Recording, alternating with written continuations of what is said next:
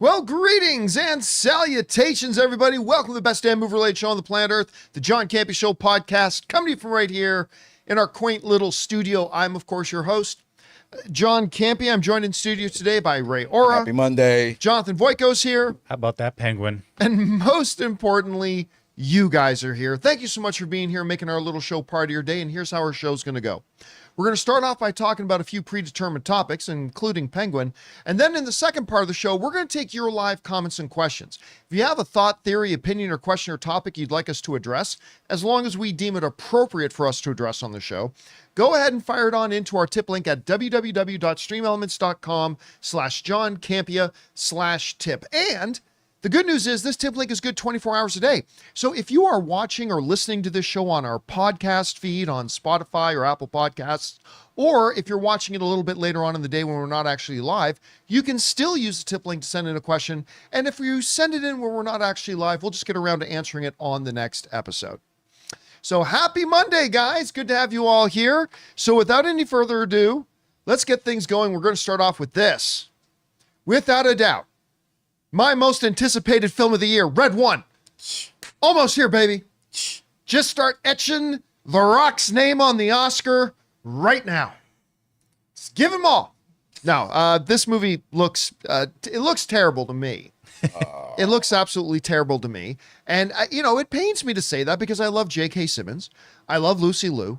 I love Chris Evans. And I love Dwayne The Rock Johnson. I love them all. I wanted to like this, but it looks bad. And who knows? I'm going to go see it. We'll see if it's actually any good or not. I just think it looks bad. Well,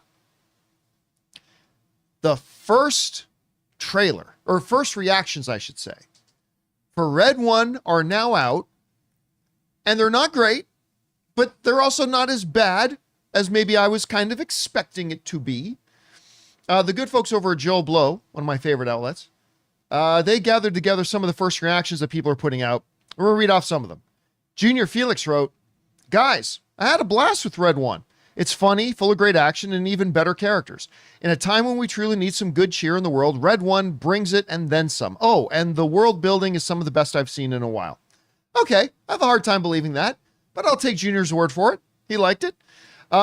Jonathan Sim writes, "Red One is one of the most ridiculous Christmas movies I've ever seen. Occasionally enjoyable, but Jake Kasdan directs this outrageous premise like a very serious action thriller, only ever pausing to have Chris Evans' character scream, 'What is happening?' Very few minutes of it are good," and blah, blah, blah. So he didn't hate it. Yeah. But, isn't that good. Hunter Bolding writes, "I'd love to say how bad I thought Red One was, but to be honest, some holiday cheer came over me, and it ended up as a fun romp through the North Pole. Very cute." You know what? That's as good as I was hoping. Yeah. It's, again, to me, the trailers look awful, but if I could have some people come to me and say, you know what, we're not going to tell you it's great, but there's some fun, and it brings some holiday cheer. If that's what the movie does for me when I see it, I'll count it as a win. I think that's all it's trying to do. Well, maybe. If all you're aiming for is mediocrity, Hey, then you nailed it. then anyway, let's keep going here. Kevin Phoenix writes, You don't want to be Icarus. "Red One is pure Christmas magic, fun, funny, and full of what makes it the most magical time of the year. Also, unexpectedly amazing world building." A couple of people have mentioned the world building. "That begs further exploration and a surprisingly emotional performance by The Rock." I didn't get any of that from the trailers. An emotional, okay, we'll see. Let's go. Let's go, Rock. I'm loving this. I'm sorry, but Are you soaking this up? I'm the only one that's been excited for this film. I think it's going to be the new Christmas classic for me. I don't have a Christmas movie. I really don't. I don't have the go-to Christmas movie. I'm still searching. This may be it. This could be it. All right, well, let's see. And it ends up by genuinely had me shedding a few tears. Oh. Oops. What? Yeah, okay, look, I didn't say it. All right. Kristen wrote, "Red One is an action-packed holiday showdown, but my favorite part had to be the mythology introduced. They level up the holiday magic we know and love while adding a fresh perspective with mythological characters we don't often see represented. A blast for the whole family." I do have to say, the one thing that I liked in the trailers was the Krampus. I know that did genuinely seem kind of funny. Yeah, that was the one part to me that looked okay. That could end up being cute, so maybe it does. We'll see. All right, Matt writes, putting Red One on the naughty list for 2024. Unfunny and visually repulsive. A level 3 naughty lister. Even the action lacks excitement and entertainment. The only watchable scene features Christopher Hivju in full body prosthetics as Krampus. Well, I was just saying, that's what I thought actually looked like it's okay. Yeah. Slapping the coal out of Dwayne Johnson and so forth. So not a very good reaction. Did that guy write for Stick Up My Butt? Yes, stickupmybutt.com. It's a very underrated outlet. They're right next door to Gus's, I think. Right next door to Gus's, right there on the Google page Yeah, rankings. yeah. With Gus's gas station movie reviews.fart. All right. I'll say this. I honestly thought, because you guys know I've already said it, I think this movie looks bad. But I thought what I would like to hear coming out of it is that there's moments of fun, it can be cute, and hopefully they build an interesting mythology around it. If it can do those things that the ones that seem to like it say it does, I'll walk out of Red One not disappointed. I just have a feeling, and I don't know this, I'm probably going to feel the same way Matt does about it, that I'm probably going to hate it, but you know me, I take my expectations when I get to the theater and I leave them at the door and I go in and I say, show me, right? You're actually going to the theater for this? I'm going to go to the theater. See, it's Chris Evans. All right. It's Chris Evans and Dwayne "The Rock" Johnson. Now that's one of the key things that came. This is their first time sharing the big screen together, right? Chris Evans and that's Dwayne a good Johnson. question. I think so. Because I think so, yeah. From the very beginning of this, it's such an oddball cast where it's Chris Evans, Dwayne Johnson, J.K. Simmons, and Lucy Liu. Yeah. That's such a weird but Amazon money-filled cast. Amazon money-filled cast. I can't wait to see this. No one's gonna ruin my Christmas. I'm gonna watch this. I'm gonna love it. Probably. We'll see. Well, we'll see. Did you go see Jingle All the Way when it came out with Schwarzenegger? Nope. Well, you know what my Christmas movie is? I have the same vibe. It sounds totally weird.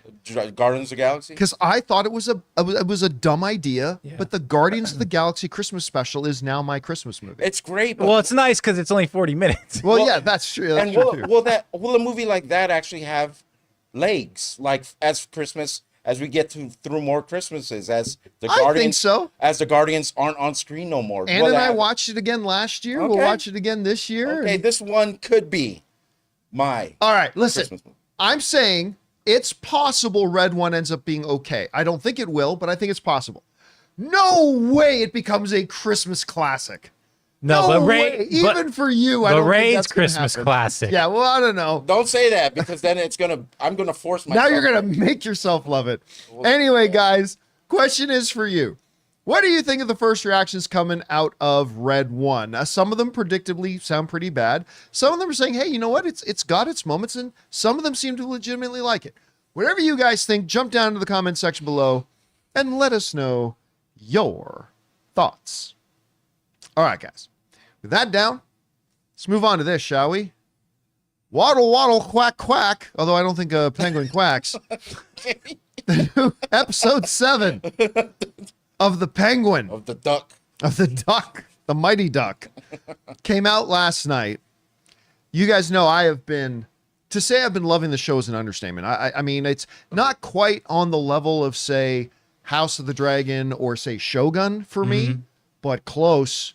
I am shocked how much I've been loving this show. I am shocked how good this show has turned out to be. And I guess maybe we shouldn't be all that surprised, but I have been. And last night, the new episode came out. Now, I'm going to give you some advance warning here. We are going to talk about last night's episode in some spoilery detail. So we're going to talk about it in some detail. If you have not seen the new episode of Penguin, or if you care, you might want to mute your phone, TV, tablet, laptop, or computer until after this spoilers. See this little spoilers word right here? As long as that's up, keep everything muted. You can unmute once this spoilers warning disappears. All right? I've given you enough warning? Fair? Okay. let's dive into this. Oh my God. I didn't think there's anything like after she gasses her own family. I really didn't think there was much more. Like I thought the rest of the show could be great, but I didn't think, okay, now they're done stunning me. I'm not going to be stunned from this point on. Like I got stunned when he burned Maroney's family. I got stunned when she gassed her whole family line. I didn't think I could get stunned anymore. And then last night did something that the Penguin show has been very good at, utilizing strategically placed and timed flashbacks to deepen our appreciation for certain characters and widen our perspective on the characters that we've already got. And oh my God, did they do that last night. As little Oz killed his own brothers. Now, I'm still torn as to whether I think Oz intentionally killed his brothers. Like, he clearly was like, hey, let's see you guys get out of there. Like, he was clearly mad, locked it up. And then when it cut back to the house, he seemed to be looking out the window, like looking to see if they'd come home. Yeah, I think he figured they'll get another way out. Those pipes lead everywhere. So I'm torn as to whether I think he intentionally made the decision, I'm going to murder these two, or if he didn't intend to murder them and then went, well, whatever. It's all good. Now it's just me and Ma, right? So I'm still not really sure, and I'm glad they've given us a little bit of that ambiguity. But regardless, dude is clear, whichever one it was, whether he intentionally did it or didn't intentionally do it, but then just didn't care when he realized he did. He's a sociopath. I read one article who said, Penguin once again reminds us that Oz is not an anti-hero. He is a sociopath. He is a psycho. He is evil. And like great villains, they'll have multiple layers and there will be human sides to them, like the way he feels about his mother. That's something we can all relate to. The way he's developed an affection for Vic, all that kind of stuff. But don't be fooled by all that. He's still a psychopath. And when that scene happened, and then they kept cutting back to the door with the water gushing out, and you hear them, please help, please help. And then it comes back, please help, please help. And then all of a sudden, please help, please help. I'm like, pretty crazy. Oh my God. Like that was more horrifying to me than I thought. Like that kind of haunted me. When you hear these little, especially the young one, the little boys, and then silent. Then it goes back one more time to silence. And I'm going to tell you what, that shook me. It totally shook me. And then, of course, the story progresses. We know that, Sophia now knows where he is. Maroney shows up.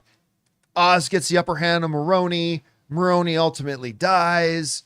Then Oz thinks he's got the upper hand, although he should have realized something like this could happen. The bomb goes off downstairs. She still has his mother. Chaos ensues.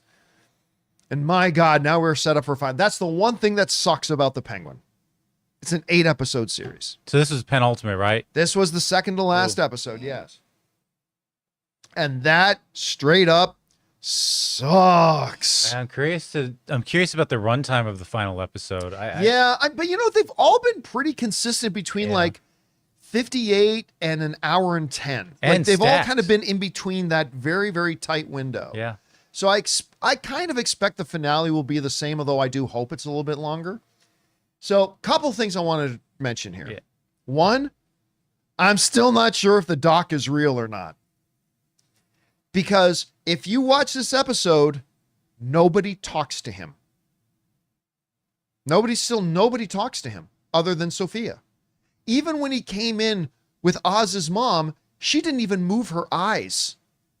You just see him come in and crouch in front of her. Hey, Mrs. Cobb, I'm doctor. I'm here to help you. Her eyes didn't even move. You never hear another individual address him. Mm-hmm.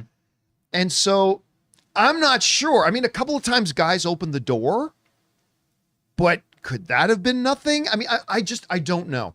I still don't know if he's real or not. He very well could be real. He very well couldn't. I'm just saying that, I was starting to get the feeling in the episode last night that maybe he is real, but then I realized not a single person in the show talks to him. I know. Or acknowledges his presence. Yeah, like there was a So, couple. like, maybe he's not. There's I a don't couple know. times where like someone opens a door and he walks through it, but if that's also in her imagination, she could be manifesting that. Like, I've yet to see someone actually talk to her.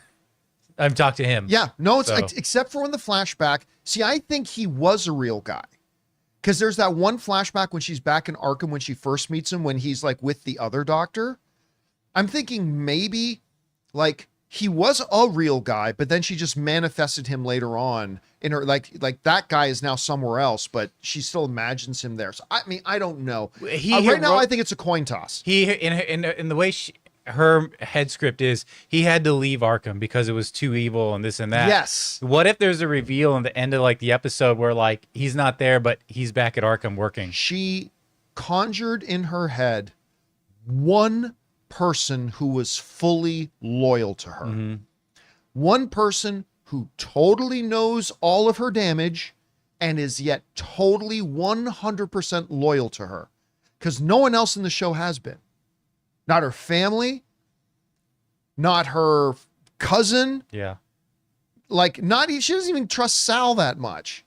Right? So again, I think it's a coin toss. I'm not willing to put money on it either. Right, way. I know, me either. But here's the thing. Up until this point in the show, like a lot of people, where's Batman? Where's the Batman? The Batman should be there because it's crime.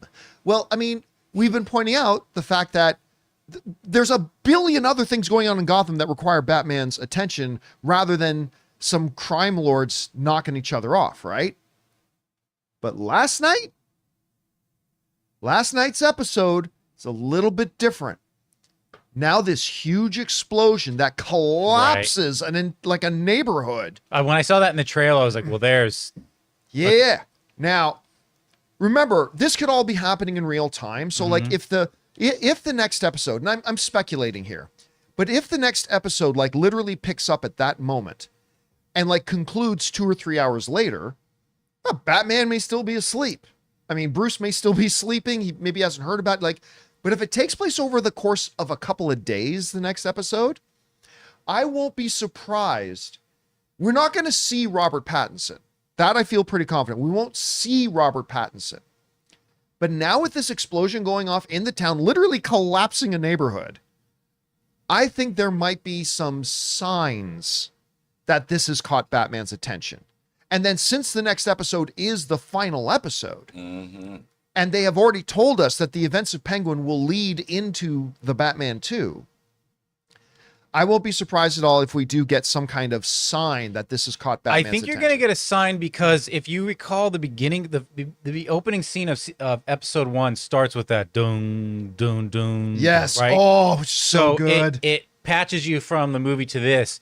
And I think what is going to happen is we're going to hear that theme again because Batman is aware of what's happening. And that's going to be the Batman part 2. Like maybe even just a darkness. Yeah. And then like a dark alley, a camera shot right low to the ground, maybe like 2 inches off the ground, looking down an abandoned alley, some wet pavement. And then you hear boom, boom, boom, boom. And you just see a boot. Well, the boot. And that's it. So I was thinking the boot or that startup of the Batmobile in an alley or something. You know what I mean? Or if they even just Penguin is standing there and he sees the because he knows the Batmobile very well. Yeah. He sees the Batmobile go by or something like that. Again, I don't think we're going to see Robert Pattinson, but the implication being made, okay, like Batman was fine leaving you guys alone. You were just picking on each other and all that kind of stuff because he's got millions of other people in Gotham who need him right now. But now you've got his attention. I think the theme would just be enough. You could point it at a crumb of Cheez-Its and just play that. Oh, well, that's perfect. It wouldn't matter. Just that theme bum. will get the fans who've been following the series pumped up for more. Even more of the series, the next Ominous movie, Cheez-Its. this and that. Yep. Anyway, guys, that's it. That's our discussion for it. Question is for you. What did you think about the new episode of Penguin? It shook me, and I cannot wait for the last episode, although now it totally sucks that we've only got one episode left. Whatever you guys felt about it, jump down into the comment section below and let us know your thoughts. All right, guys. That down. Let's move on to this, shall we? There's a movie that has a chapter 3 coming out that I'm not even joking. If it is as good as the first two, it gets into the conversation of the greatest trilogies of all time. And I'm not even joking. Paddington. I don't care what anybody else says. These movies are magic. Straight up magic. I know I've told this story before, but I remember when the first Paddington was coming out, I'm like, this looks kind of lame. It's going to be for kids. And I had a plus one. I didn't want to go by myself, and John Schnepp was kind enough to go with me. He goes, I won't make you go through that alone, man. I'm like, all right, great. So me and John Schnepp go off to see the first Paddington. And we're like, it's like some out of a movie. We come out, it's like, you know what, that was pretty good. Yeah, well, it wasn't bad. You know, I really did like this part. Oh, yeah, that part was great. You know what else was great? This play. You know what else was great? This. Oh, my God, we loved Paddington. It was so good. Was it from the very beginning that you knew is different than what you thought? Or was it like a slow like realization that what you It was a slow realization. Like instantly it was good, but I thought this won't last. And then you just realize after about the first 15 or 20 minutes, no, this movie is on the path, man. This movie's nailing it. And it was so good. And then Paddington 2 comes out, and it was even better. There's a reason why Nick Cage in the, what was it called? The Unbearable Weight of Massive Talent. They call it what did they call it? The greatest sequel ever or something like that? Listen to Nick Cage. Nick Cage is a cool guy. How tough is that to do? Oh, to have a sequel that's better than the original? Yeah. Doesn't happen often. It happens. Doesn't happen often. So anyway, then they announced they're going to be doing the third. And like people think I'm joking when I say if the third can be as good as the first two, it suddenly is going to get, I'm not going to say it's better than, the original Star Wars trilogy or better than the Lord of the Rings trilogy or better than the Godfather. But I'm just saying it gets into the conversation. Just the fact that you're mentioning it is it's like crazy. And it's a fucking stuffed bear with a red fucking hat. Sorry, it wasn't green. Put that on the poster. Yeah. So anyway, the big downside though with Paddington 3 was that Paul King, the director of the first couple, is not doing the third. Mm-hmm. He is a producer on it, but of course he did Willy Wonka and the Chocolate Factory with Timothy Chalamet. And by the way, killed it. Loved that Wonka movie. I thought it was great. So how does the third Paddington movie measure up? Well, the first reactions are now out. And it seems that the general consensus is it's quite good, but not as good as the first two. Before we get into them, like right now, because it has released in the UK, there is an RT score. Rotten Tomatoes right now, it's got 95%. Not only 21 reviews, granted, so that may go up or down a little bit, but 95%. It's a good number. 20. That's like 20 out of 21 liked it. Basically. Yeah, I mean that's a great score.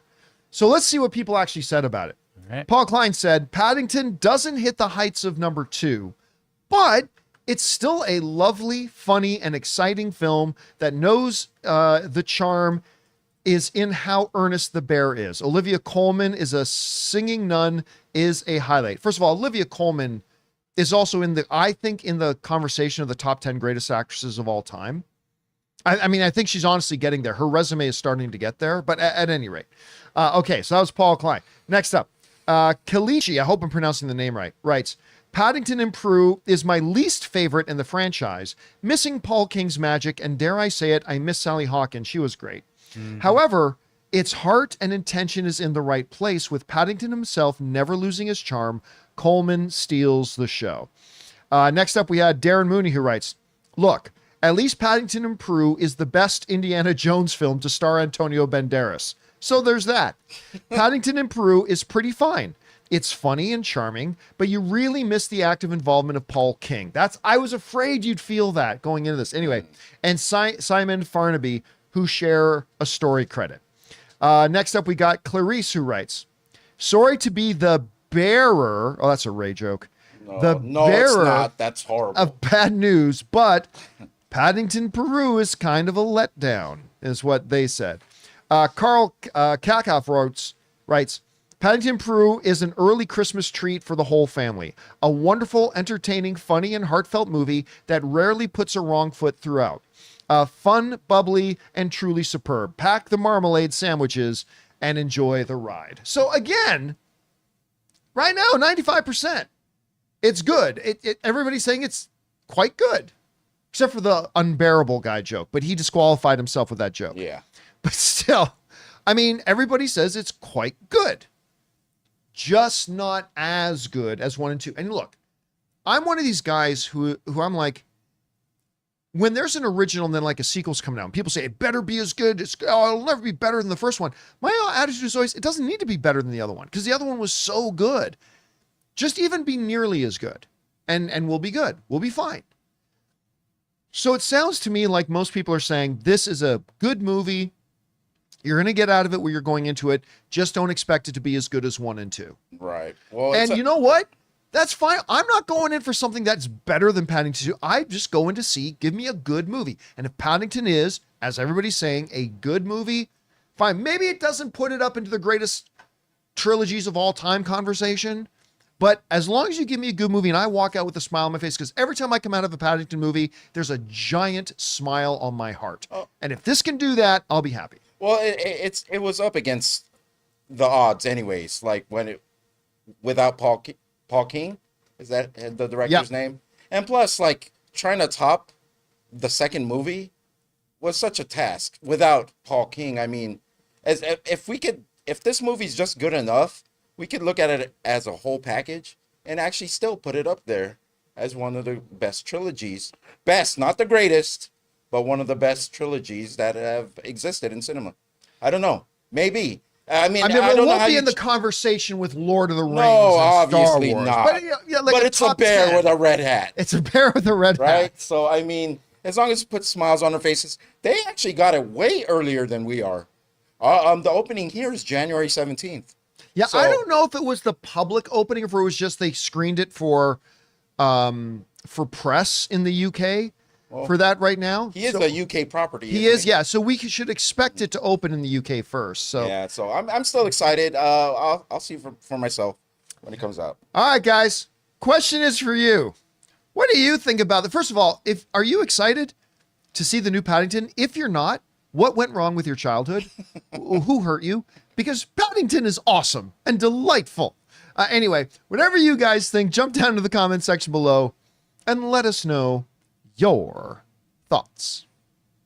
All right, guys. With that down, we still got a couple things we got to talk about here today, including Agatha All Along. Yeah, remember I said people were saying, oh, no one's going to care about that show? It achieved an incredible feat that not a lot of shows do. Its viewership from its premiere to its finale went up nearly 50%.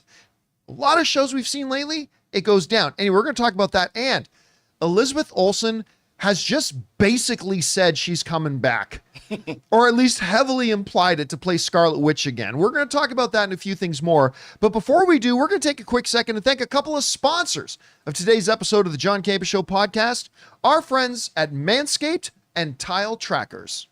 Guys, we want to take a second and thank a sponsor of today's episode, Manscaped. You know that fresh from the barbershop feeling? Now you can get it anytime with Manscaped's brand new Chairman Pro package. So let's talk about the main star here, the Chairman Pro electric foil shaver. This shaver comes with 2 skin-safe blade heads. There's the 4-blade foil for that clean, close shave, and a stubble trimmer if you're keeping a bit of that rugged look. Guys, this thing has Flex Adjust technology, so it adapts to the contours of your face and neck, giving you a smooth shave without the irritation. And yes, it's waterproof, so you can use it right in the shower, no mess. They've also included Power Shave Gel, which makes every shave glide smoothly and the face shave smoother to keep your skin calm, hydrated, and free from razor bumps. So if you're ready to upgrade your grooming game, head over to manscaped.com and use my code CAMPEA to get 20% off plus free shipping. That's manscaped.com using the code CAMPEA. Your face deserves this level of care. Guys, we want to take a second to thank a sponsor of today's video, Life 360 Tile Trackers. With the holidays right around the corner, it's all about family, fun, and of course, keeping track of everything while traveling or hosting. For me, that's where Life 360's Tile Trackers are an absolute lifesaver. These little things help keep the holiday stress in check. Whether I'm tracking my keys, wallet, or even our luggage when we travel, Tile Trackers make it easy to keep tabs on everything important. Just open the Tile app to ring it when it's nearby, or track down its location on the map if it's a bit farther. I had mentioned this one time I went to a poker tournament in Vegas, and I keep everything, my wallet, my tablet, and stuff like that, in this satchel backpack of mine, and I thought I lost it. I went crazy for hours until I finally realized I had left it in the car. If I had had Tile Tracker, it would have made my life a lot simpler. And here's one of the things I love about Tile. Tile syncs with Life 360, so I can see the location of my family members and all of our tiled items in one spot. So make your holidays a little less stressful and family-proof your season with Life 360's Tile Trackers. Visit tile.com and use the code Campea to get 15% off. That's tile.com. Use the code Campea. And thank you to our friends at Manscaped and Tile Trackers for sponsoring today's episode of the John Campea Show podcast. All right, guys, with that down, let's move on to this, shall we? So Agatha All Along, of course, just had its finale, and I thought it was quite strong, although the end of the finale didn't really kill it for me. I mean, I didn't like how they ended it off, sort of. I mean, it was still perfectly fine. Overall, I really enjoyed the series more than I thought I would. But that being said, one of the big disturbing trends there's been for a lot of shows, particularly on Disney Plus, especially lately, has been pretty okay opening premiere numbers, sometimes great. And then in the case of Acolyte, Ahsoka, and a bunch of others, they debuted great. And then every week, the viewership went down, down, down, down. And then sometimes peak a little bit when you got to the finale. Because, I might as well watch the last episode. But they would start great, and then they go down, down, down. Now, that's not how Disney Plus started. Disney Plus started with WandaVision on the Marvel side. And WandaVision had this incredible thing where every single week, the viewership went higher and higher and higher and higher. Something that happens very rarely with Disney Plus shows. But it happened with Agatha All Along. We've actually talked once or twice over the past couple of months of the fact that Agatha's viewership every episode, hey, was up 10% over the week before. Hey, it went up 12% over the week before. How every single week word of mouth went out and more people started jumping on board with Agatha All Along.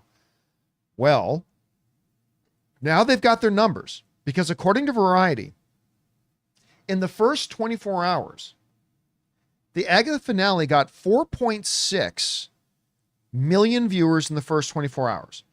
Now remember, the first premiere episode got 3.1 million views in its first 24 hours. Now it went up significantly over the course of the week as more and more people logged in and checked it out. But in the first 24 hours, that represents a 50% jump.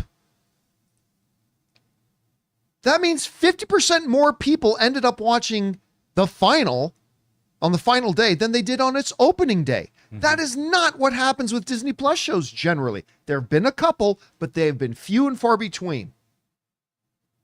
So despite the fact that there were so many people going into Agatha before Agatha came out, nobody cares about Agatha. Nobody cares. No one's going to watch it. It's going to be this and that, and no one's going to watch it. Big flop, blah, blah, blah, blah, blah. What happened? It actually launched okay, and then just got bigger and bigger and bigger and bigger as people tuned in, and then word of mouth started going out that, you know what, this is better than we thought it would be. And then the next episode would come out. It's like, that was really fun. That was better than we thought it would be again. And more people started jumping on the train, and it ended on a high note. If more Disney Plus shows could do this, but then again, they give us shows like Ahsoka or The Acolyte or whatever. So they often crap the bed, but every once in a while they put out something really good. And Agatha, while I don't think it's as good as other superhero content currently airing on TV like Penguin, it's not as good as Penguin. I mean, that's a subjective opinion. You may think differently, and that's fine. For me, it's not as good as Penguin, but I was really quite surprised that it did that. And especially today, it feels like it takes a pretty special show to actually grow week over week over week over week. And it's just, again, also kind of indicates that Disney has the right approach by dropping episodes weekly, as opposed to the Netflix approach, which is just dropping them all at once, because then it never would have grew. It never would have had the audience that it ended up getting. And if there was any doubt that there may be an Agatha season 2, I think they're going to let Jack Schaefer, the person who show ran or was the boss of at least WandaVision and then was the showrunner here for Agatha all along, I think they're going to give Jack Schaefer just a blank check. Do whatever you want to do. You clearly know how to make this work. So what do you want to do next? And if Jack Schaefer wants to do a season 2, I think we might actually get one now, which is very pleasantly surprising. Because I honestly thought, even though I thought Agatha could be pretty good, I said that before the show launch. I said, I think everybody's sleeping on Agatha. I think it's going to be better than you think. Even I didn't think it would be this good. And I certainly didn't think it would be this successful. So I thought, we're going to get Agatha. I think it's going to be fun because I like the character, but we're not going to get a season 2. Well, now I'm not so sure. I feel pretty good that there's probably going to be a season 2. Now, there are some people in the live chat saying, well, there has to be season 2 because they have to find Tommy. That doesn't matter. If the show didn't get the numbers, they would just leave that. They would just drop that off and let it go. But it's all about the numbers, and the numbers seem to be good. And I think they're surprising a lot of people. Anyway, guys, question is for you. What do you think about this? The Agatha All Along numbers did something that a lot of Disney Plus, both on the Star Wars and on the Marvel side, do not do. Increased viewership week over week after week. What we're getting used to is seeing them go down week after week after week. Why do you think it was able to have this success? Did you watch it? Did you enjoy it? Maybe it wasn't for you. Whatever you guys think, jump down to the comment section below and let us know your thoughts. All right, guys. That down. Let's move on to this. Speaking of WandaVision, I think other than Tony Stark, my favorite character in the MCU is Steve Rogers. I think the best overall character arc in the MCU has been Tony Stark's, but in a very, very close second place to Tony's. I would say that the best story arc in the MCU has been Wanda Maximoff's, Scarlet Witch's. From where we met her in Age of Ultron, well, we saw her in a post-credit scene before that, but I mean, from where we really met her in Age of Ultron, her struggling with who she was and coming to grips with her power, leading into the events of Civil War,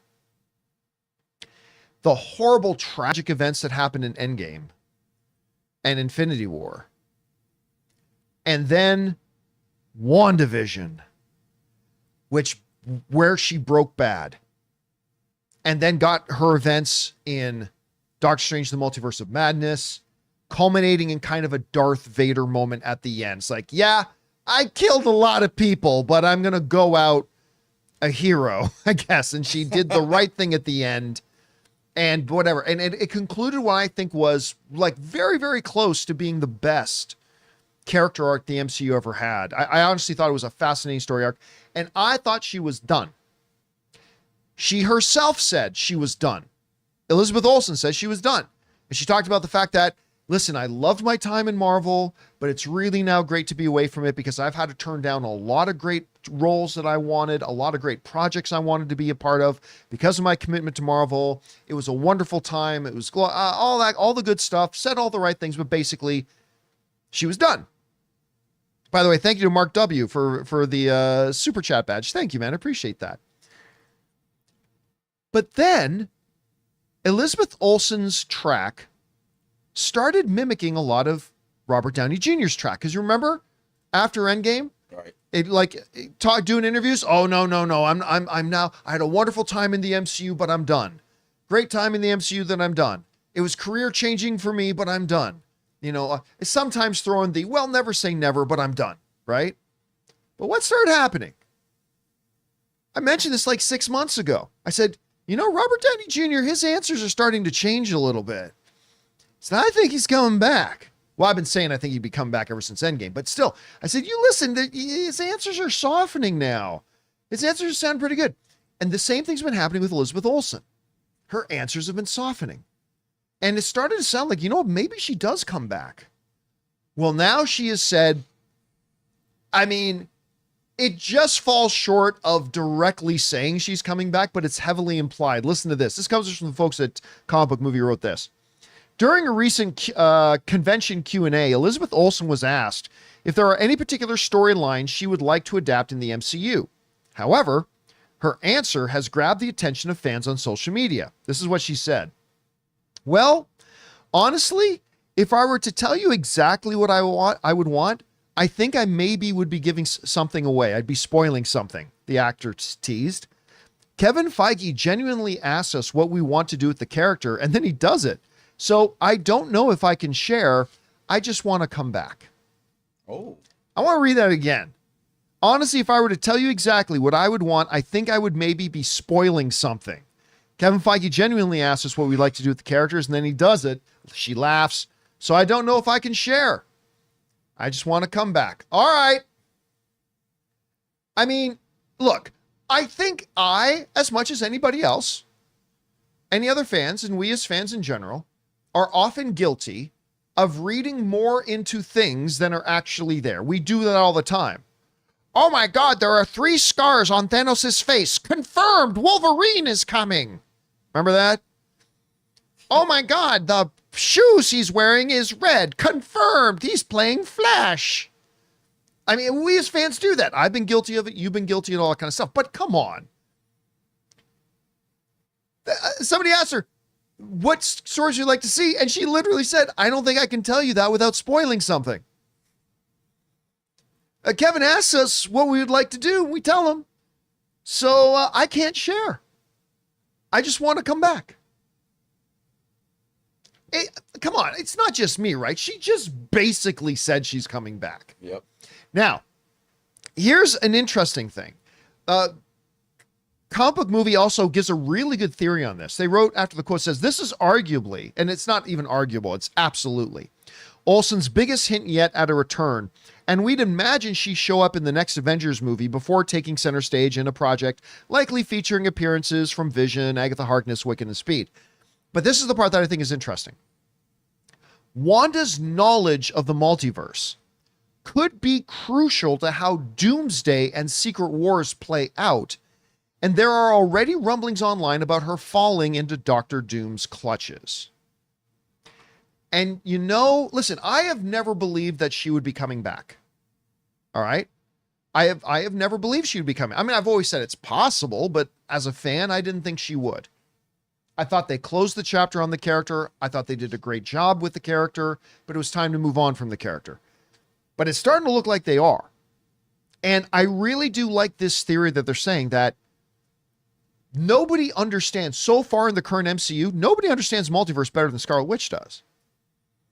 And if she were to fall in the hands of, say, Doctor Doom, somehow, some way, somehow the Emperor has returned, somehow Wanda returns, that could be a pretty logical setup to what we think we might be getting out of a Doomsday and Infinity War. So, or Secret Wars, I should say. Ooh. So, I mean, that could be pretty good. That would be a tough thing for the Avengers to actually defeat. Well, we saw how she dealt with some Avengers. Yeah. Yeah, I mean, look, she took out the Illuminati. I mean, I've always said that's one of the challenges they're going to face if they ever do want to try to bring back Scarlet Witch. She is seriously OP. She is massively overpowered. She took on all the world's sorcerers and killed them. Then she faced another universe's version of the Illuminati and wiped them all out. Yeah, the only thing I can think of is they'll depower her by saying, well, she doesn't have the Darkhold anymore. So that's the key. We talked about that before, right? That would be the key. yeah. So, I mean, and then because remember, we've been talking about how do you set up Doctor Doom to be like a serious threat? Because when they brought in Thanos in Infinity War, the first thing they did was they showed him bitch slapping Hulk around. Like, that sets him up. How big of a deal would it be if, like, in the first little bit of Doomsday, Scarlet Witch is back, however they do it, and the very first thing that we see is a confrontation between this hooded, cloaked Latveria guy, and he beats her and imprisons her. I mean, that would pretty much set it up right quick that this Doom is a serious problem, Yeah. right? So I've always wanted her back. I mean, I love this character. So just the fact that it's even being speculated that she may come back, or it sounds like there's a better chance of her coming back. I welcome it. I mean, I didn't like how her story ended, and I did. I thought it was a great ending to her story. I just thought it was not finished yet. It just didn't feel. It felt unfinished to me. There's still something left there that they could tap into. I can't wait to see her come back if she does. Well, I mean, I got Mark W in the live chat just said something I was about to bring up. Actually, word for word, what I was about to bring up, where the classic line, of course, from Wanda Maximoff in the comics is no more mutants. Yes. What if they finally, because we've already heard one Marvel executive kind of confirm that multiverse will be shut down. Multiverse will be done after Secret Wars, right? Right. What if it ends, or what if it even starts up the events of Secret Wars with Scarlet Witch going, no, instead of mutants, no more multiverse. And she alters reality and shuts down the multiverse. I don't know. I'm just speculating here as a fan, like everybody else. But again, it's something that would be interesting indeed. Guys, the question is for you. What do you think about this? I mean, I'm not crazy, right? Elizabeth Olsen just basically confirmed she is coming back. As to when, who knows? We'll find out. How do you think they should go about doing it? Do you think they should introduce her by fighting Doom right away? Do you think she'll be pivotal to the whole multiverse story scenario? Or will she just be another character that shows up? Or maybe you don't think she's coming back at all. Whatever you guys think, jump down to the comment section below and let us know your thoughts. All right, guys. With that down, it's time for us to move on to the most important part of our show, which is, of course, taking your live comments and questions. But before we do, we're going to take another quick second here and thank another sponsor of today's episode of the John Campea Show podcast, our friends doing good work over at BetterHelp. Guys, we want to take a second and thank a sponsor of today's video, BetterHelp. Guys, we all know November's all about gratitude. And along with those we appreciate, let's not forget to thank ourselves. In a world as busy as ours, just making it through each day can be an accomplishment. One important way to show yourself some appreciation is by investing in your mental health. And that's where therapy can really make a difference. Therapy isn't just for those in crisis. It's for anyone wanting to learn better coping skills, set healthy boundaries, and work towards being their best selves. You often heard me talk about that it's great that we prioritize our physical health, but it's time that we also prioritize our mental health. Let's start encouraging ourselves and others to take steps to improve our mental health as well. So if you've ever thought about starting therapy, give BetterHelp a try. It's entirely online, super flexible, and fits right into your schedule. You just fill out a quick questionnaire to get matched with a licensed therapist, and you can even switch therapists anytime at no extra charge. Let the gratitude flow with BetterHelp. Visit BetterHelp.com/Campea today to get 10% off your first month. That's BetterHelp, HELP.com/Campea. And thank you to our friends at BetterHelp for sponsoring today's episode of the John Campea Show podcast. Okay, guys, with that all down, let's get on to the important stuff here, shall we? Your live comments and questions. Jonathan, what we got up first? Sun Tzu says, so I'm watching 99's Payback with Mel Gibson on Pluto TV. I always like that movie. If y'all can remember, the late, great Chris Christopherson was the final boss, but in the film I saw last night was totally different. Is there some type of alternate ending? Not that I know of. Maybe you just don't remember it correctly, or I don't know. I've not heard, like, that was, by the way, that was like one of the first movies, because if I remember correctly, that was a long time ago, but they kind of marketed that movie as get ready to cheer for the bad guy. And it was going to be one of those first movies that was truly about the bad guy. But again, it was like, he wasn't really the bad guy in it. And that kind of started that trend. But yes, Christopherson was great in that. It was a fun little movie. I mean, I don't think one of Gibson's best, but it's a fun movie. I enjoyed it. But I'm not aware of alternate endings. Maybe there are. Good question. All right, what's next? All right, performing artist says, hello, John and crew. I've been somewhat excited for one religious movie more than Conclave, which I'm seeing later. The movie is Heretic. I believe the premise of Heretic is so much more intriguing and mysterious. I'm hearing some fans going speechless and bonkers about it. Thoughts? That's the one with Hugh Grant. Hugh Grant is in it. Yeah. Which, speaking of Paddington, of course, he was in Paddington. Mm-hmm. And then he worked with Paul King again in Wonka. Yep. He was the Oompa Loompa in Wonka. I'm not going to make any bones. I love Hugh Grant. I think he's a great performer. And when I heard about this movie and the type of character he plays, I'm like, okay, I'm fascinated. So I haven't seen it yet myself, but I'm pretty stoked for this one myself too. Yeah, to me, so there was this, I'll keep it brief, but there was this serial killer about over 100 years ago in Chicago, around the time of the Chicago World Fair. Is that his fake name was H.H. Holmes, and you can look this up. He had something called the Murder Castle. He was a multimillionaire, and he had this actual hotel, but a portion of it was built so that there were hallways that led back into the room you were just in. There were doors that would open to walls. There was like false, like it was a maze, and he would kill these people. Thought to be like 200 people he may have killed. They should do a movie about him, but this has to be inspired because that house is just like that, like a puzzle. All right, what's next? H.H. Holmes. All right. Eddie Burton says the amount of talent coming up the ranks is stacked. Timothy Chalamet, Jeremy Allen White, Austin Butler, Tom Holland, Florence Pugh, Sydney Sweeney. No matter what the movie industry looks like the next 30 years, they definitely won't be short on talent. No, I mean, and like some of these people are now in their 30s and stuff, so I wouldn't even call them necessarily up and comers, but we definitely have the next generation here. And the one after that, I mean, and that's the thing. Hollywood is always looking for marquee, going back to the 1920s, Hollywood's always looking for marquee faces and marquee names and stuff like that. And much like a sports team developing talent, and then sometimes it works out and sometimes it doesn't.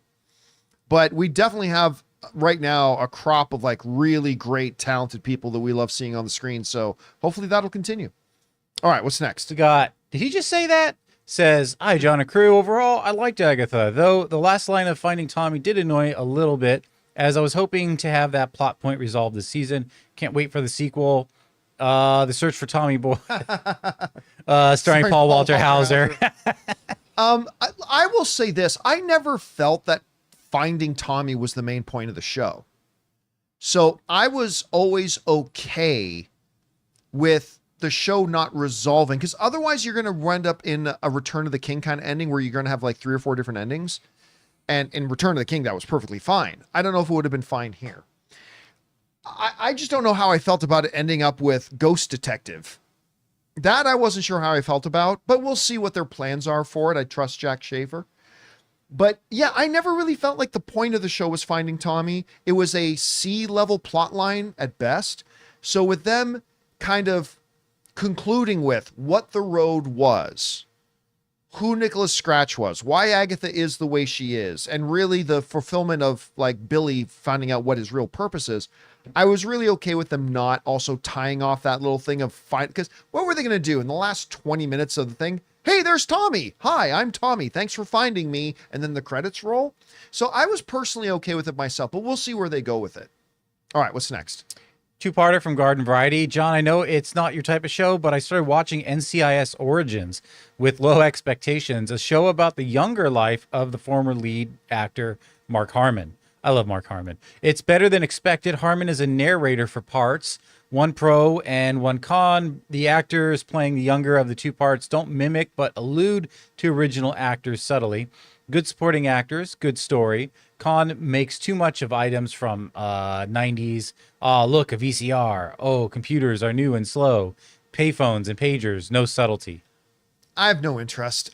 Here's the funny thing. Shows like CIS, NCIS, like these murder procedural kind of things, I actually can get into those. I used to really like watching CIS and all that kind of stuff. CSI, thank you. Thank you very much. Yeah. But I'm not big on prequels. And now let's watch the younger version of these guys. And like, so no, I'm not going to watch it. I have no interest in it. But I'm glad you're watching it. I'm glad you're enjoying it. All right, what's next? Alfredo says, hey, crew, what do you say to someone that loves a show, but someone in the cast did something horrible? For example, I love the 70s show, but ever since I heard about Danny Masterson's case, I don't know if I could keep it on my top 10. Love y'all. Have a blessed day. It's the eternal struggle question for those of us who are fans of media. How do we, or should we even, or when do we separate the art from the artist? And I don't know that there's a right answer. when everything with Kevin Spacey first blew up, like with all the allegations and all that kind of stuff, the way my brain worked, and I'm not saying this is the right way to look at it, I'm just saying this is the way I naturally reacted to it. I still had no problem watching older stuff with Kevin Spacey in it. Because for some reason, I experienced those when I never heard of all the allegations. So it was fine. But the idea of watching him in something new felt very icky to me. Again, I'm not saying that's the way we should feel about it. I'm not saying it's the way I should feel about it. It's just that I just realized that I discovered that was my natural reaction to it. So, I mean, I don't know. It really all depends on I don't think there's a right or wrong answer. Yeah, it depends on the person, I think. Mm-hmm. And Yeah. just stick with whatever you feel. And if someone questions you, you could just explain to them that's how you feel about it, and they shouldn't argue with you about how you feel. All right, what's next? We got Suthia says, what are the chances that Feige brings back Schaefer for Vision Quest to finish out the Westview trilogy? I, for one, would love that. Also, I want to see more MCU TV connections with different characters, like we see here with WandaVision and Agatha. Well, no, Vision Quest already has its showrunner. It's what's his name who did Picard season 3, Terry Matalas. Metalis. Yeah, Terry Matalas is doing it. So like, no, Schaefer will have. I mean, she might be an associate producer or something on it, but Terry Matalas is the showrunner of Vision Quest. So that's already happening. It's already in motion. They're already in pre-production for it. So you're not going to see Jack Schaefer over on that. I do think at this point, though, if you're Marvel, you basically have Kevin Feige take her out to lunch and say, what do you want to do next? Because she killed it with WandaVision. WandaVision is still the best thing that Disney Plus has ever put out. And now she did a great job with a property that a lot of people underestimated with Agatha. And I think you basically go to her now and say, look, you clearly get our world and you know how to tell something like a unique, different kind of story within our Marvel Cinematic Universe. What do you want to do next? And anything short of an Avengers movie, I think you let her do. Except for Vision Quest, because that's already got Terry Matalas on it. All right, what's next? Suthia says 9 years. 9 years. That's how long we had to wait for Dragon Ball series and Super. The cool thing about this new series is that new episodes will drop weekly on Netflix and Hulu after its Japan release. It used to only be on Crunchyroll. And weekly I like. All I heard was Latin. None of that meant anything to All me. right, so I think he's talking about the new series Daima, which I'm actually going to go see the first 3 episodes because I've been holding off in theaters on November 10th. Because they put in the first few episodes just in theaters? because it's the premiere, I think, of the English dub, which I know people are going to, but you know what, I like it. So I'm going to go see that in theaters. I'm hearing pretty good things. It's like Baby Goku and Baby Vegeta. They said it's supposed to be a kid's show, but people are liking it. I don't know. I can't wait to see it. Cool. All right, what's next? Anonymous with a 2-parter. Hey, John, viewer for 6-ish months. First-time caller / thank you, man. tipper. I think live-action Lego movies are like WB's Lego movie, mostly CGI styled, like stop-motion. Filmmakers nailed that look. Plus, even have some live-action scenes. It's Disney's Lion King definition of live-action. Looks real, but it's fully animated. Excited for Nolan's next film, the first installment of the Universal Lego Cinematic Universe. No, I don't think so. I think they very clearly went out of the way. But first of all, everybody in the world knows Disney is stupid for describing the most recent Lion King movie as live action, because it wasn't. It's a fully animated movie. Yeah. It's a fully animated movie. I don't think that they will make that mistake because they're going out of the way to call it live action Lego movie. Right. So it's going to be live action. But I think what makes most sense, and we could be wrong, we're just guessing, just speculating, is that it's going to be live action in the sense that Sonic the Hedgehog is live action. Right? So like Sonic, Tails, Knuckles, Shadow, they're all CG, but they're in live action environments. They're with other live action actors and all that kind of stuff. And so while there are animated elements of Sonic, it's a live action film. The majority of what you're seeing is actually a camera setting up and shooting a scene. That's not what Lion King was. Lion King was made entirely in a computer. There were no cameras. So no, I don't think they're just going to make an animated Lego movie and call it live action. I think they're actually doing live action. What approach they're going to take is going to be interesting to see, though. All right, what's next? Bry Guy says, John, I'm not famous. I'm not popular enough. I'm nobody. Me, liar. You are the most absolute unsung goat, thank you, of man. film punditry. And best of all, Giovanni, I can bring it. Oh, I can bring it on. P.S. Do you like Johnny Bravo? Well, that was a left turn. Here's a funny You're story. the best. Do you like Johnny Bravo? I used to watch Johnny Bravo, and I thought I was like the only guy who did. I didn't realize it was kind of popular. And then I made a couple of friends here in LA. And when I shot my little movie, The Anniversary, we needed a place. And like these friends I made, it's like, oh, yeah, we own a coffee shop. Why don't you shoot this one scene from your movie in our coffee shop? And that's cool. And then in the midst of doing that, while hanging out on set and kind of talking around, I realized one of the brothers was a director of Johnny Bravo. Oh, nice. I'm like, wait a minute, what? And I was like, super excited about that. That was like really damn cool to me. So yes, I did like Johnny Bravo. I thought Johnny Bravo used to, I mean, I haven't watched it in years, but I remember back in the day when I would watch, I used to think it was really, really funny. So thank you for that, man. I appreciate that. Suthia says, in no particular order, my top MCU TV shows used to be Loki, WandaVision, Falcon, Winter Soldier. Now the latter has been replaced with Agatha. I'll be honest, when I first saw the trailers, I said to myself, man, this looks stupid. Witches, really? Listen, I get it. Like, I think the reason I thought people were selling it short, number one, is because Jack Schaefer was involved, who did WandaVision, which, again, easily the best thing Marvel has done on Disney+. Far better than Loki. And Loki is my number 3 favorite MCU character. But at any rate.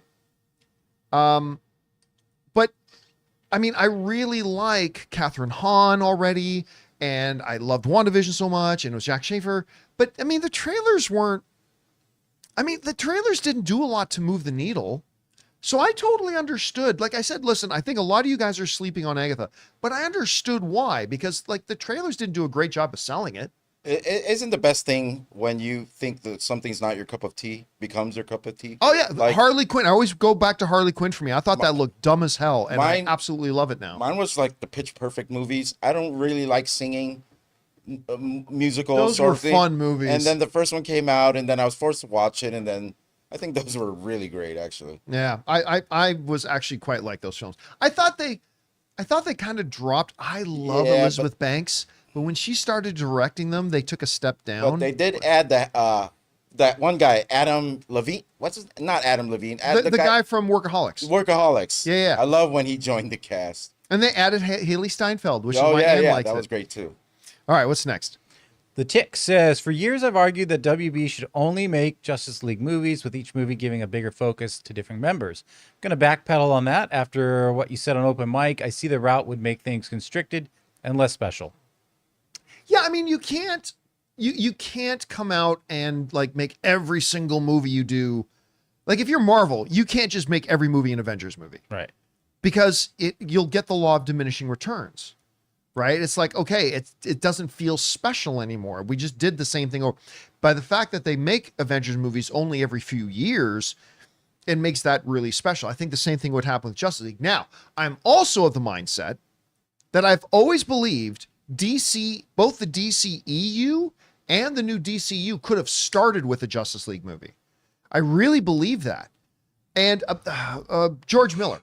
Remember George Miller was going to do a Justice League movie? Yep. Yes. And that would have kicked off a new cinematic universe. And they were like younger versions. Armie Hammer was Batman. Was going to be Batman. And he was much younger than he is now. Yeah. But Armie Hammer was cast as Batman. They were literally weeks away from filming that thing before they pulled the plug on it. And we've read the script since.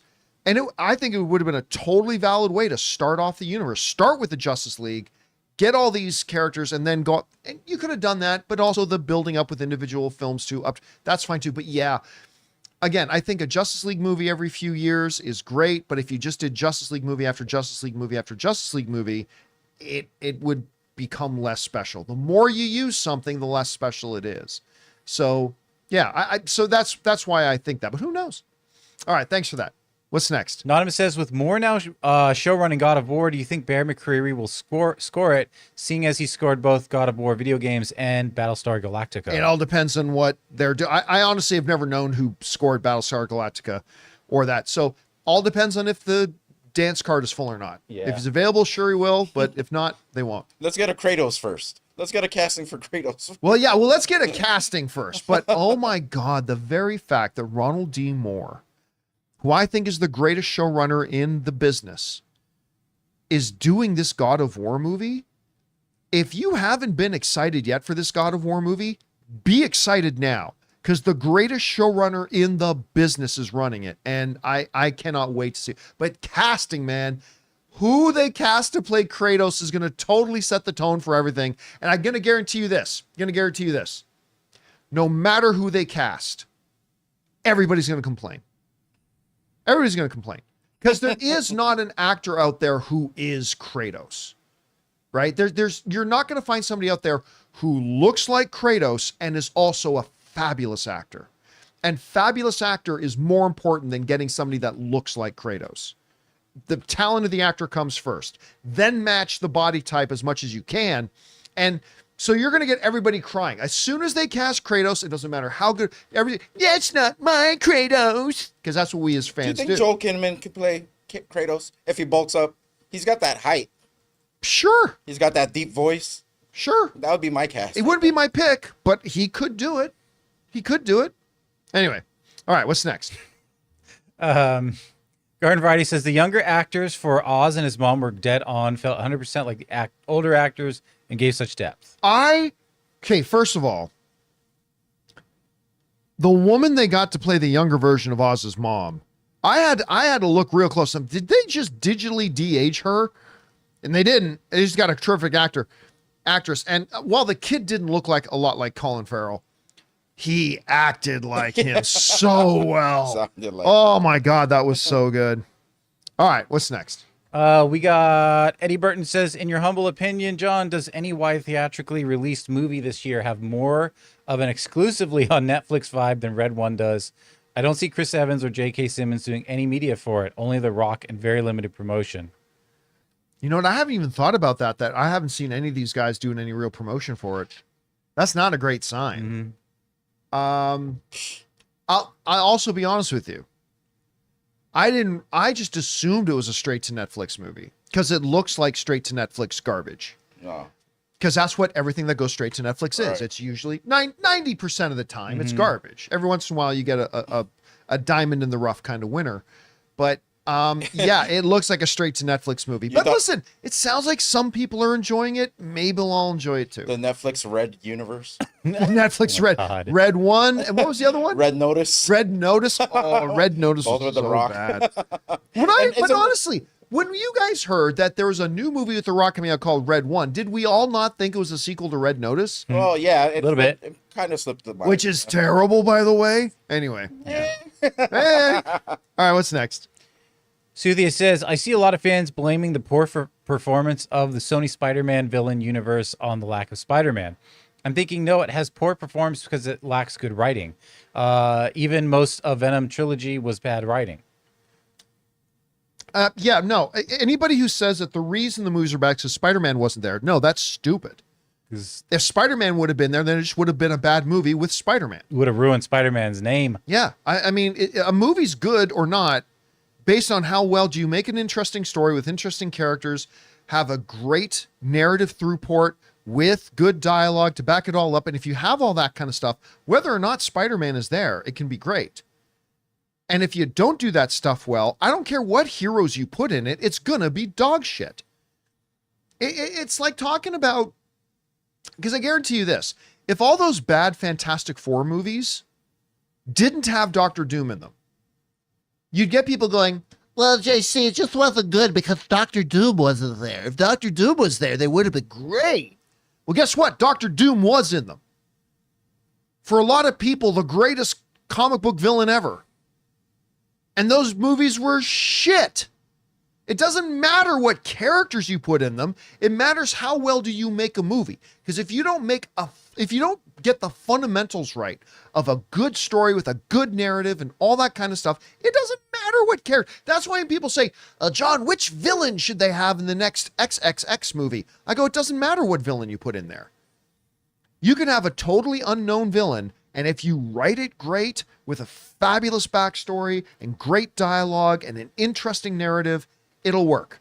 If you have a super famous villain in there, but you have bad background, bad narrative development, all that kind of stuff, then it won't make any difference. So no. If you put Spider-Man in Morbius, you just would have had a shitty movie with Spider-Man. If you had Spider-Man in Madam Web, you just would have had a shitty Madam Web movie with Spider-Man in it. It wouldn't, they just fundamentally made bad movies. Dropping another character in there wouldn't have saved it. Not in the least. Anyway. All right, what's next? Yeah, I'd say the villain of the next XXX movie is probably Chlamydia. Crazy Joe says, hey, John, on Friday's show, you and the crew seemed confused by the idea of live action Lego movie. I'm assuming it would be stop motion animation using live action Lego pieces as opposed to CG Lego pieces as in previous movies. But No, that's still because animation. the movie business has a phrase for that. Stop motion animation. Yeah, that's like saying Kubo and the Two Strings was live action because it was real stop clay. motion animation. No, there already is a designation for that. You just called it out. Stop motion animation. There are stop motion animation films, and they call those, ready? Stop motion animation. They don't call them live action. They call them stop motion animation.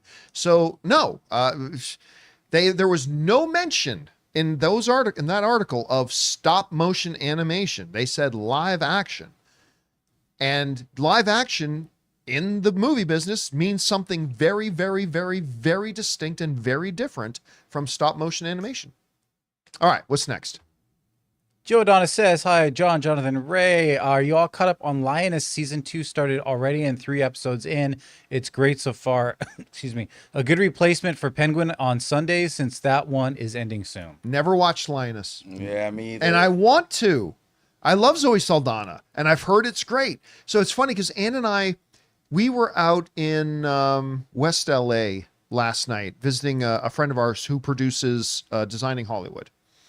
So we were visiting her, and we were driving back, and we passed by a big billboard for Linus season 2. And last night I said, Dan, it's like, I got to watch season 1 still because I heard it's great. And the trailers for season 2 look really good. So I want to get caught up. So haven't seen it yet, but I am. Have either of you guys watched any? I'm gonna be honest. I'm like in a sort of sci-fi fantasy sort of series thing right now. And plus a show like that, I know this is going to sound bad, but it feels very stressful. And on Sunday, I don't want to be stressed out. I want to relax on Sunday. Yeah, I don't want to be like it looks great. I hear great things, but it might not be for me.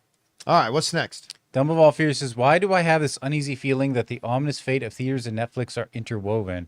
If one goes, the other isn't far behind. They need each other, yet theaters are undergoing a slow death. And I think Netflix implosion will be sudden and brutal. I watched a really interesting video just kind of illustrating that Netflix is kind of on a MySpace trajectory. Ooh. Now, I don't know that I necessarily agree with their basic premise, but it was still very interesting just charting trajectories. Anyway, that's all besides the point. The biggest reason I'm really afraid for the film industry is, number one, movie theaters are self-sabotaging. Movie theaters are doing dumb things that are hurting their own business. But also things like Netflix don't understand that their best path forward is in partnership with movie theaters. And we as film fans, I've said this before, I will say it again. I won't go into the full explanation, but we as film fans need to, if we like quality movies, we better hope Netflix doesn't destroy the movie theater going experience. Because if you do, you will see, as we are already seeing, a dramatic drop in quality in our movies. Because Netflix is about quantity, not quality. Also, Netflix's model doesn't reward for quality movies. They reward for quick interest, quick attention, and then disappear quickly. And so it doesn't matter to Netflix. See, if you're a movie in the traditional movie vein, right? The better your movie is, even if it flops, the better your movie is, the more money it'll make. Put out a flop, okay, but it made more money than it would have had it been bad. You know what I'm saying? Such an equation does not exist on Netflix. Netflix doesn't care if a movie's good. They just care if they can get enough names on it, a flashy enough title, and a good enough trailer to get some initial attention in it and maybe get some new subscribers and then let it disappear into obscurity. We as film fans are going to be in for the largest decline in movie quality ever in history once Netflix, if Netflix gets an even more dominant position over things like movie theaters. We as film goers will be the ones that suffer. And I really hope that doesn't happen, but we'll see. All right, what's next? Suthia says, roses are red, violets are blue. I want to know when Power Broker will show up again. How about you? Since we'll have world powers fighting over the resources mined from Tiamat, do you think Sharon will show up in Brave New World or maybe in Thunderbolts? Armor Wars. Armor Wars is where you're going to see her show up next. If you actually watch the end of Falcon and the Civil War, Falcon and the Winter Soldier, if you actually watch the end of that, like, it's clearly setting up what is supposed to come in Armor Wars. Like, the very fact that she's now in there specifically to get her hands on Stark tech that is going to be used by the Pentagon and used by the military. That's the whole basis of what we heard the description for Armor Wars was. So I still kind of believe the next time we'll see her, if we see her again, is probably going to be Armor Wars, if Armor Wars still happens. Right. They still say it is, but we'll see. All right, what's next? Tomato Soup says, now that I've actually seen the movie, the fact that Juror number 2 is only getting a 50 theater rollout feels criminal. Thrilling, yet not flashy by any means, but its simplicity highlights the moral complexities. I'd love for Nicholas Hoult to get awards buzz. Yeah, again, I mean, unfortunately,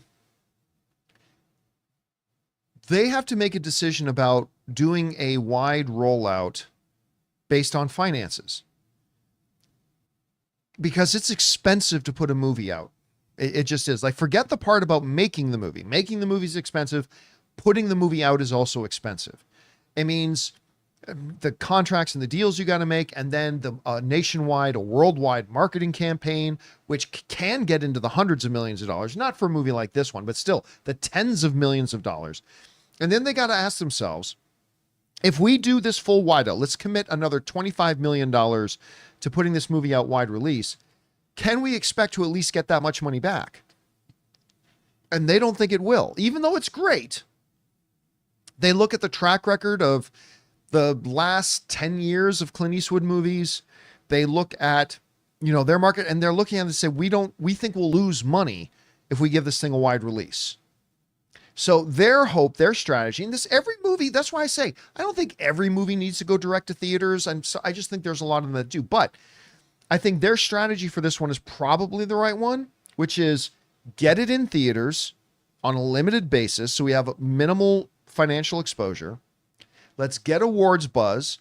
Hopefully, maybe score a couple of Oscar noms, a couple of Golden Globe nominations and stuff like that. And then hopefully that will pop it even more when it hits video on demand and then later on streaming. And that's their goal for this one. But yeah, it does kind of feel like, because I'm hearing great things about Juror number 2. And I'm hearing it's like the best Clint Eastwood in ages. It's a great trailer. So, yeah, it's a fabulous trailer. The trailer's I was instantly hooked. But we'll see what happens with it. All right, what's next? Ryan says, I heard a comment about the re-release of -1. I drove an hour and 20 minutes to see it because of 13 minutes of extra footage. I knew it wouldn't show Godzilla because of cost, but it was 13 minutes of the director talking. Cool, but grr. They may have released that information and you just didn't get it because you heard it in a comment. But I don't care when Marvel does this bullshit. I do not go back to the theater to see extra 8 minutes of footage. I never do that. Like, hey, maybe if you include it on the home video part of it, maybe I'll see it then. But I never, ever go back to a theater again to see extra 10 minutes. I think I might have once or twice and thought, that was stupid. I'm never going to do that again. So yeah, I even for a movie like Godzilla Minus. Now, hopefully it was worth it just to see Godzilla -1 on the big screen again. Like, maybe if that was worth it to you, then that's great. But yeah, I would never go back and pay for a movie ticket and spend my time in an evening, give up an evening so I could see 8 extra minutes or 15 extra minutes. I just wouldn't do that. All right, what's next? We got Simon who says, "Hi John, have you watched Christian Harloff interview the kid who plays Vic on the Penguin Show?" No, I I haven't. did. It was okay. I mean, look, first of all, Christian is a great interviewer. That's one of Christian's most underrated, I think. His abilities. interview He's skills? actually a very good interviewer. And so that's great. I don't care about celebrity interviews. That's why I stopped doing them. Like a lot of people forget, like at one point, like I literally could interview anybody I wanted, anytime I wanted. And I just realized this is useless. And so I stopped. So I started pawning off my other staff members. You go do it. And then I eventually just stopped sending any staff at all to do them because I really think celebrity interviews are a waste of time. But that's just me. Other people really like it. I mean, you know what's one thing Christian did a year or two ago? He did like on a live stage in like a theater. He did an interview with like the cast of Cobra Kai. Remember that? Nice. Yeah, that was a really good one. That was a really good one. So if anybody's going to do that and make it interesting, it's Christian. But I didn't watch it, not because I don't care about what Christian's doing. It's just because I don't care about celebrity interviews. So I just don't watch that stuff. All right, what's next? Ryan Jacob says, -1 was released for the 70th anniversary of Godzilla, which made the movie break another record. Godzilla is the longest running franchise of 70 years. I can't wait for the new one. I wonder if it will be a sequel, same characters, and Godzilla. Maybe. I mean, like, They might take a different direction. It's as hard to much say. as I loved Godzilla -1, I love that movie. But I mean, I said this before, I'll say it again. Godzilla movies are unfortunately a lot like zombie movies. They're all the same. Some are distinctly better than others. Like Train to Busan is a lot better than some other zombie movie you're going to get. But even then, at its basic core, it's the same story. It's the same movie almost every time. Right? Some are great, some are terrible, but they're all essentially the same thing. Godzilla movies are kind of the same in the same vein. Right? So Godzilla -1 is like the Train to Busan or Shaun of the Dead of zombie movies. That's what Godzilla -1 is to Godzilla movies. But I don't think you're going to see anything much different than that formula in the next one too. But will it be as great? That's going to be the question. All right, what's next? Okay, Ronetta with a $20 tip. Talks about Thank you, Renetta. Appreciate that so much. Talks about Penguin here, but I don't know. I'll just mention the Quincy Jones part. Rest in peace, Quincy Jones, the Wiz movie, Heat of the Night, 69's Italian Job, great man. Only because there's might be some spoilers. Yeah, I in the mean, Penguin. Quincy Jones passing away. I think they said he was 91. Yeah. I mean, I remember when I first started getting interested in music, he was already a huge name. Already a huge name back when I was just a kid and stuff like that. And some people still don't realize this. Parks and Rec star Rashida Jones, that's his daughter. Yeah, Rashida Jones is Quincy Jones's daughter. So yeah, it was really sad to hear about that. But man, 91 and that's successful for so long. He made a huge mark. All right, what's next? Tron says, how much does Venom need to break even? It's currently at 317, and it shockingly had a less than 50% drop. Guess word of mouth isn't as bad as we thought. To be honest, I kind of had fun with it. Yeah, I meant to mention that earlier. So Venom 3, which I did not think was good. I love the first two, did not think the third one was good. But it had a not much less, but a less than 50% drop on its second weekend. Now, granted, it didn't open, nothing else big open this weekend. Right. I mean, so it kind of had it all to itself. And it does next weekend too. There's nothing, I mean, we've got Elevation is opening next week. And the greatest Christmas pageant ever, I think, is opening next week. But again, no stiff competition. Yeah. Now, I still don't think, like the first Venom movie made over $800 million. The second one made about $500 million. I'm still not sure it's going to make as much as the second one. But it definitely had better second week holdover than I expected. I honestly expected it would take a little over a 60% drop on its second weekend. But it held much better. I think it was like a 49% drop, which is really quite good. It might get a Black Adam after its full run. I think at this point it'll at least get a Black Adam, especially since nothing big is opening next weekend. But I still don't think I still think it'll end up making less than Venom 2. But a very, very good second weekend for it. Yeah, wow. all things considered. All right, what's next? 12 Parsec says, kudos to Star Wars YouTuber Kyle Katarn for not only immediately recognizing the Major Tom song in the Skeleton Crew trailer, but also that the alien language in it was Huttese. Oh, interesting. Proper Star Wars nerd. Your turn, Eric, from Blind Wave. Yeah, I obviously I knew it was some kind of Star Wars language. Yeah, I didn't know it was I wasn't Huttese. able to pick out which language. To be honest, I never listened to it again to figure it out. But good for those who did. Yeah. All right, what's next? Okay, Bry Guy says, hello, crew. If you were to tell me last week on my trip to Orlando that I would have more fun going a human behavior conference for my dad's job in social engineering than heading to Disney World Epcot, I might have thought that John Campea had sent you. So he had more fun at the conference. Now, I cannot comment on Disney World in Orlando because I've never been. I assume it's the same anal financial rape that the Disneyland is in Anaheim, but I cannot say that because I've never been there. I've been to what's the area again around Disneyland in Orlando? Oh, I forget. It's not like downtown Disney. Yeah, Something yeah. else. In Anaheim, it's called Downtown Disney. In Orlando, it's called something Springs. Disney Springs. Thank you, Michael Burgett in the live chat was the first one to throw that in there. So I can't comment. Maybe it's a much better experience. I can't comment, but yeah, I mean, Disney using your money to go to Disney is like investing in NFTs. You might as well just go and drop your money and burn it on NFTs, but it is what it is. If you have a good time, you have a good time. My wife loves it. All right, what's next? Paul Days says, do you think the creation and building of Disney Plus had some effect on the mediocre Marvel movies and all Disney movies at the time? And if so, do you think it could be somewhat calming down now that Plus is more established? It's possible. I mean, listen, when the MCU was in its absolute heyday, Kevin Feige had very tight control over all the projects. I told you that one time I got together with him, he literally pulled up because we were supposed to be doing this panel, and he literally pulled up in a golf cart. I was standing outside waiting for him, like completely exasperated. And I'm like, you look like you've had a busy day. And he goes, well, I had this to do and had this to do and this. And this is when they had like 3 projects coming out. I had this and this and this. It's just been a crazy day. Went into the panel. But there's only so much Kevin Feige can do. And I expressed when they started putting out more and more and more and more content, I said, and people said I was crazy, but I said, the more you do, the more stretched thin Kevin Feige is going to become, the less tight grip of a control he can have, and you're going to start to see the quality dip. And so I think launching Disney Plus and like having like 3 or 4 movies coming out and 2, 3 or 4 things coming out on Disney Plus, I thought that was way too much. And then the Bob Chapek era started where he gave the famous mandate, put out as much as you can, as fast as you can.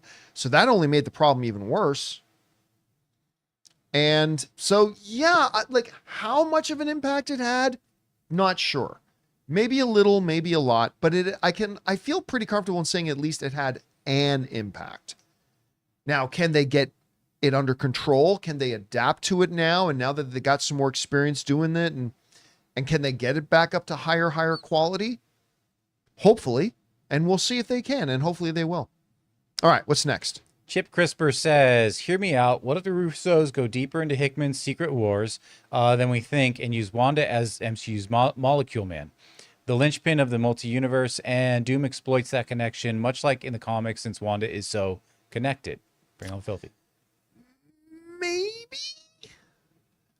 But, I mean, look, if they decide to tap a little bit more into like the reality altering powers of Scarlet Witch like there are in the comics, then yeah, because we haven't had a Molecule Man, right, on the screen. So could Wanda kind of take that place where Doom is tapping into her power to do the stuff like setting up Battle World and whatever? That's actually not a bad theory. That's actually, you know what? That's a pretty good theory. Now, does Tom Holland then walk into the big white room with a 2-week-old hamburger still in his pocket? If you've read the comic, you know, but maybe, but having her be the sub in for Molecule Man. I like that. That's my new favorite theory. I like that one a lot, actually. All right. What's next? Okay, our final four. Mega Red says, John, did you get a chance to watch Conclave? I need to know your thoughts. Nope. We had a super busy weekend. We were supposed to go see it Sunday, but there was just too much NFL, and I totally forgot that we were supposed to go out to our friend's place in West LA, the producer of Designing Hollywood, go to her place, and so we had to give up the tickets. So, nope, still haven't seen Conclave yet, but I'm absolutely going to this week because I cannot wait to watch this movie. And was that it? Oh, no, we have a couple more. All right. Logan Vaughn says, I would bring Wanda back, just like they brought Ahsoka back at the end of Rebels. Wanda steps through a portal just before the rocks crush her. The red flash as the mountain collapse would be Wanda's powers getting her out. Yeah, I don't know. I mean, they could do something like that. Listen, I think, especially some of the suggestions you guys have pointed out, I think there's some really cool things you can do with Wanda going into Doomsday and Secret Wars. I'm still a little bit disappointed, though, because I thought her story arc was great. And I thought it ended great. Like, she broke bad and then had that one final Darth Vader kind of half redemption moment. So kind of brought her full circle. But I still think they need to do it where, even though I hate multiverse, I think just pretending like she didn't die in the mountain collapsing on her. I mean, if you need something that's going to kill somebody powerful, an entire mountain collapsing on them is a pretty good way to do it. But I think they'll find, what I'm guessing, and it's just a guess, I'm just theorizing, could be totally wrong. My theory is they're going to find a way to bring her back rather than say it never happened. You know what I mean? Again, we'll see. You could be right, and we'll find out soon enough, I think. All right, what's next? Okay, two more. Film Buff Rich says, in regards to that question about Payback, there's a director's cut with a number of differences, including Christopherson. Oh, well, there you go. Yeah, being replaced by an unseen Sally Kellerman, who is only ever heard on phone calls. Worth checking out both versions. Okay, so I didn't know there was a second version of that. Interesting. Okay, so that makes what the person wrote in a little bit earlier make a lot more sense. Saying, All right. Because if you're just joining us late, somebody wrote in saying, I just saw Payback again. It's not the ending I remember. That would make it make more sense. Thank you for letting us know about that. All right, what's next? Okay, final one from Dr. Stinky. Watched Sight from 2024. It's a true story of Dr. Ming Wang, a Chinese eye doctor. It's absolutely phenomenal for 2024 films. Not as good as like Wild Robot, but it is in the top 5 of the year so far for me. I highly recommend for anyone who hasn't seen it. I'm not familiar with it. I think I've heard about Sight. At CinemaCon. Really? Yep, there was a couple posters for it. Oh, but I never knew what it was about. I never looked into it, and I'm sorry. Now that you mention it, did it ever actually get a theatrical release? Sight. Oh, it's actually 23. May 24th, 2023. Well, I mean, yeah, but I don't recall it being in theater. Maybe it kind of slipped in and slipped out. I do remember that poster, though, because it was one of the new posters, because CinemaCon was a lot of stuff we already knew. It must have, because it has 7.2 million worldwide, so very limited release. So it got some kind of, I didn't even know. Yeah, that's interesting. Oh, thanks for putting that back on the radar. And all right, guys, that'll do it for today's installment of the John Campea Show podcast. Thank you so much for being here, making our little show part of your day. Big special thank you to all you guys who sent in questions. Number one, because you gave us fun things to talk about. But number two, you supported this channel as you did it. And all of us involved with the show, thank you guys so very much for your support. Hey, for those of you who like to check out our Monday sports show, Filthy Sports, we're not actually doing a show today. We're actually going to do our Monday show tomorrow, because today we're going to this brand new complex in Los Angeles called Cosm that is supposed to be this incredible immersive sports experience. I'm so jealous of you. So to go watch the Chiefs and the Bucks game tonight. It looks so fun. I've had friends of mine go to it and send me pictures, and it looks insane. So we're going to go to that tonight. So we will do Filthy Sports tomorrow. Anyway, we'll also be back on the John Campea Show tomorrow. Looking forward to seeing you guys then. So for the people in the room with me, Ray Ora, See you tomorrow. Jonathan Voico. Sorry. Oh, well, I'll see you guys tomorrow, and I won't be sleepy. My name's John Campea, and until next time, my friends, bye-bye.